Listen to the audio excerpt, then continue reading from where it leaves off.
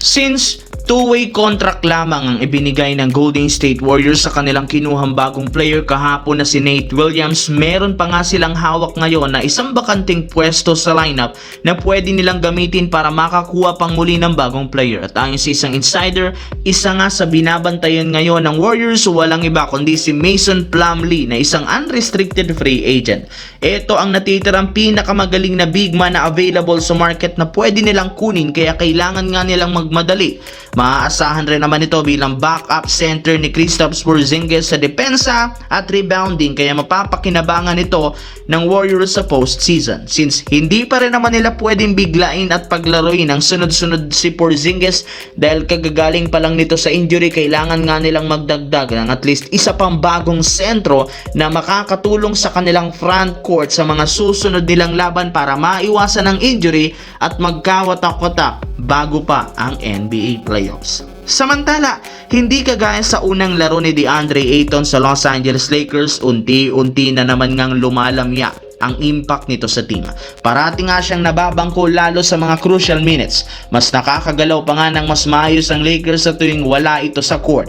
Bukod sa napakalamyang depensa, liability pa nga siya sa opensa sa pagmintis parati ng kanyang easy layup at floater sa ilalim ng basket. Kaya tama lamang ang Lakers sa hindi pagkakaroon ng team ng long-term plan sa kanya. Hindi nga siya ang pinakasaktong big man na makakasabay kina Luka Doncic at Austin Reeves. Meron nga silang target ngayon na bagong sentro na mas makakatulong sa kanilang future. Ito walang iba kundi si Walker Kessler ng Utah Jazz na matagal na nilang gustong makuha, at sisiguraduhin nga ito ng Lakers na masusungkit nila ito sa offseason kapag naging available ito either sa free agency o di kaya sa trade market. Ayon sa report, isa si Walker Kessler sa mga nire-request ni Luka Doncic. Samantala, isa nga mga idol sa pinakamainit na kupunan ngayong season ang Cleveland Cavaliers na naipanalo ang Sham sa kanilang huling 10 games bago ang All-Star break. Isang beses pa lamang sila ditong natalo laban sa Phoenix Suns. Pero bukod dyan, naipanalo nila ang majority sa kanilang huling mga laro.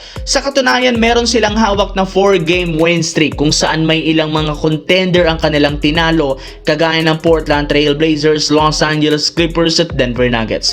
Mas lalo pa nga silang lumakas simula nang makuha si James Harden sa isang trade sa pagiging undefeated ng bagong lineup ngayon. At dahil sa sunod-sunod na panalo ng Cavaliers, hindi na nga naiwasan pa ng kanilang superstar na si Donovan Mitchell na magyabang sa nangyayari sa team ngayon.